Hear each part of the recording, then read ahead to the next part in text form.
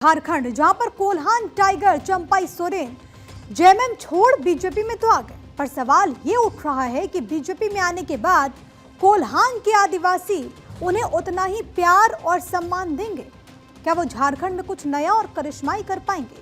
ये सवाल इसीलिए भी क्योंकि दल छोड़कर बीजेपी ज्वाइन करने वाली शिबू सोरेन की बड़ी बहू सीता सोरेन या फिर मधु कोड़ा की पत्नी गीता कोड़ा भी कुछ कमाल नहीं कर पाए। और भी कई नाम हैं जिसमें हेमंत मुर्मू, सूरज मंडल जैसी शख्सियत भी दल से अलग होकर विशेष कुछ कर नहीं पाई। अब सवाल ये कि आखिरकार झारखंड में चंपाई सोरेन का कद क्या है? तो आप देखिए, चंपाई सोरेन ट्राइबल के बड़े नेता माने जाते हैं। जिस कोल्हान क्षेत्र का वो प्रतिनिधित्व करते हैं वहां पर उन सरीखा कोई नेता नहीं है। बीजेपी के पास वैसे तो अर्जुन मुंडा हैं, बाबूलाल मरांडी भी हैं, ये आदिवासी चेहरे हैं जिनका बीजेपी को फायदा मिलता रहा है। लेकिन चंपाई सोरेन के आने के बाद जाहिर है कि इसमें इजाफे की उम्मीद बीजेपी कर रही है। हेमंत सोरेन से मुकाबले के लिए कोई बड़ा ट्राइबल चेहरा चाहिए बीजेपी को, और ऐसे में सवाल ये कि क्या इस चेहरे के तौर पर अब चंपाई सोरेन बीजेपी को मिल गए?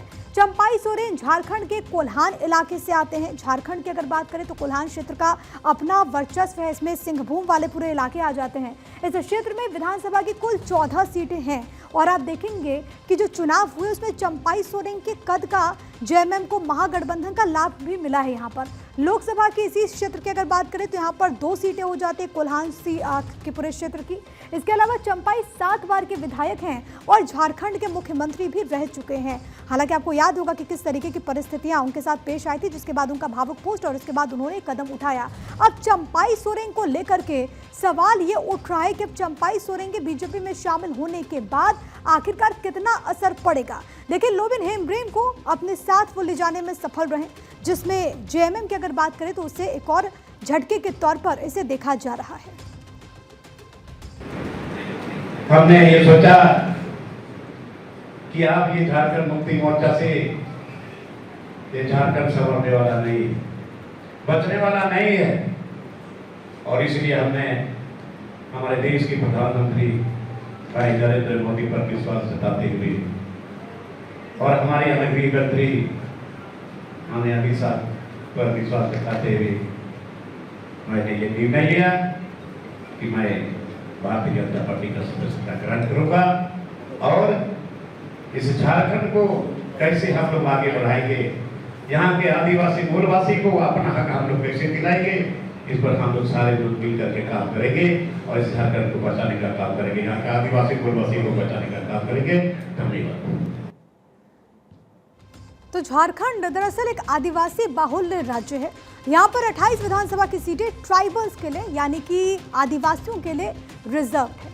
अभी इनमें से दक्षिणी छोटा नागपुर एरिया की 2 सीटों पर ही बीजेपी का कब्जा है। संथाल और कोल्हान क्षेत्र की सभी जो ट्राइबल सीट्स हैं उस पर बीजेपी को पिछले विधानसभा चुनाव में शिकस्त मिली थी। हाल ही में हुए लोकसभा चुनावों में भी जेएमएम कांग्रेस गठबंधन को ट्राइबल सीटें मिली। बीजेपी ट्राइबल वोट बैंक को अपने पक्ष में करने की लगातार कोशिश कर रही है और उसे सफलता भी मिली। असम के सीएम झारखंड में आदिवासी बाहुल्य क्षेत्रों में अपनी फील्डिंग सजाकर राज्य के 26% आदिवासी वोटर्स को अपने पाले में लाने की कोशिशों में भी है। चंपाई सोरेन जी को बीजेपी आने का बाद बीजेपी को पूरा देश में बल मिलेगा।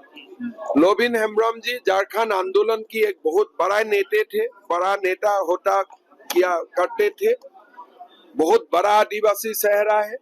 दोनों का जो एक बीजेपी में ज्वाइनिंग हुआ है उससे बीजेपी को काफी बल मिलेगा।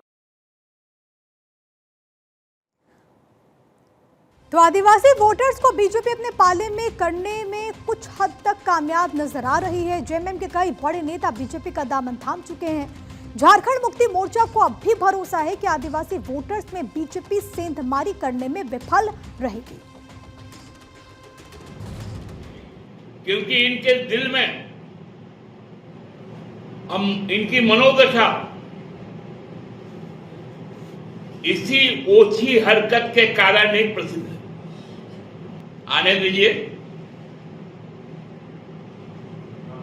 जितना घूमना है घूमने दीजिए।